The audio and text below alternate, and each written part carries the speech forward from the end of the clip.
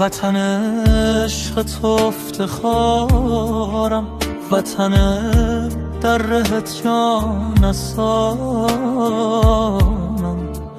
وطن خاک پاکت بهشتم، وطن گلخن و شملال زارم.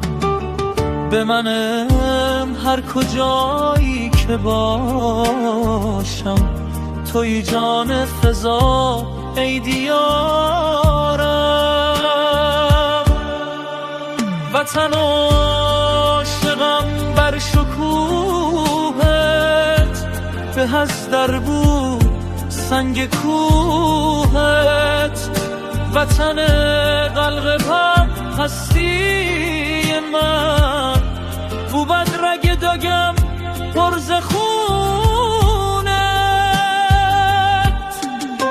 ز تو همچو گل بشکفته بجر در خزان یارهانه. ز تو همچو گل بشکفته اگر در خزان یا بهاره.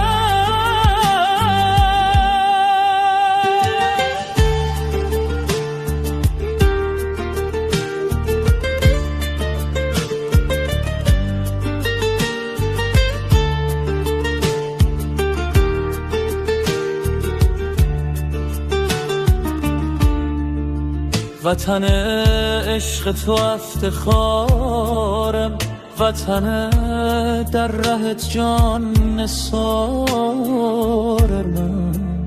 وطن خاک پاکت بهشتم، وطن گلخنت لاله زارم. به من هر کجایی که باشم، توی جان فضا ای دیارم.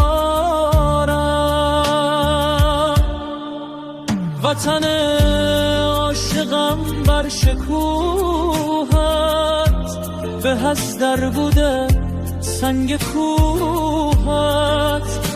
وطن قلب من هستی من، بوده رگ دگم هر زخون.